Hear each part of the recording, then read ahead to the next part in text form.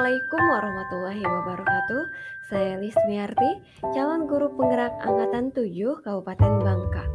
Dalam ruang demonstrasi kontekstual tentang analisis video pemimpin dalam pengelolaan sumber daya. Dengan fasilitator Bapak Jayus MPD dan pengajar praktik Bapak Syahriawan MPD. Tujuan pembelajaran khusus, CGP dapat menganalisis tentang visi dan prakarsa perubahan dari tayangan video praktik baik yang ada. Kedua, CGP dapat mengidentifikasi kegiatan-kegiatan yang berhubungan dengan masing-masing tahapan bakja dari tayangan video yang ada. Tiga, CGP dapat mengidentifikasi peran pemimpin pembelajaran dari tayangan video. Empat, CGP dapat menganalisis modal utama apa saja yang dimanfaatkan contoh video praktik baik ini. Pertanyaan untuk menganalisis video ada 6, diantaranya kira-kira apakah visi dari sekolah tempat guru dalam video tersebut mengabdi? Apakah prakarsa perubahan yang akan dilakukan oleh guru dalam tayangan video? Apakah pertanyaan utama dari kegiatan yang dilakukan oleh guru dalam tayangan video tersebut? Kegiatan atau tindakan apa yang dilakukan oleh guru dalam tayangan video yang menggambarkan tahapan bakja? Apa peran pemimpin yang tergambar dalam tayangan video? Apa saja modal utama yang dimanfaatkan oleh pemimpin pembelajaran dalam tayangan video? Lalu bagaimana pemanfaatannya? Untuk menjawab pertanyaan pertama, kira-kira apakah visi dari sekolah tempat guru dalam video tersebut mengabdi? Visinya yaitu terwujudnya kelas impian untuk murid belajar. Apakah prakarsa perubahan yang akan dilakukan oleh guru dalam tayangan video?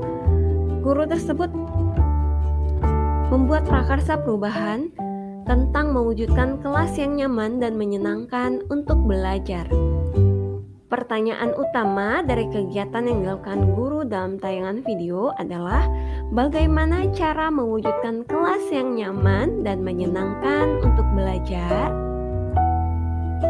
Kegiatan atau tindakan apa yang dilakukan oleh guru dalam tayangan video yang menggambarkan tahapan bakja? Yang pertama, buat pertanyaan. Membuat pertanyaannya ada 4 pertanyaan. Yang pertama, guru menuliskan kata penyemangat belajar yang mengundang rasa ingin tahu murid. Kedua, guru mengajukan pertanyaan terkait kata yang dituliskan di papan tulis. Dengan kalimat, apa yang muncul dalam pikiran kalian saat membaca tulisan di papan tulis? Lalu yang ketiga, guru menggali informasi dan pendapat murid terkait kelas yang menyenangkan untuk belajar. Keempat, guru menanyakan pada murid apa yang disukai pada kelas kita. Tahapan kedua yaitu ambil pelajaran. Pertama, guru meminta murid untuk berkunjung ke kelas 2 dan kelas 6 saat jam istirahat untuk menambah inspirasi tentang kelas yang nyaman dan menyenangkan serta semangat untuk belajar. Kedua, murid mengidentifikasi ruang kelas lain dan mencatat tentang apa yang disukainya di kelas tersebut sebagai penyemangat belajar. Tiga, murid bertanya pada murid kelas lain tentang apa yang disukai mereka, tentang kelas yang nyaman dan menyenangkan untuk belajar. 4. Setiap kelompok mendiskusikan tentang apa yang mereka sukai sebagai penyemangat belajar. Tahapan yang ketiga, gali mimpi. Guru menyiapkan alat dan bahan untuk dibagikan pada murid di setiap kelompok.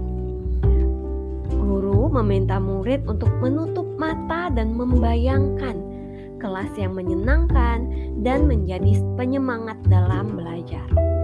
Murid dalam kelompoknya menggambarkan kelas yang nyaman sesuai dengan yang mereka bayangkan.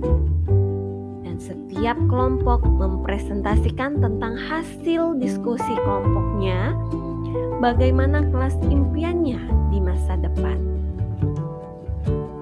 Tahapan keempat, jabarkan rencana. Murid diajak berkontribusi menentukan kebutuhan untuk mewujudkan kelas impian. Murid menyebutkan kelas impian yang diinginkan sebagai penyemangat belajar.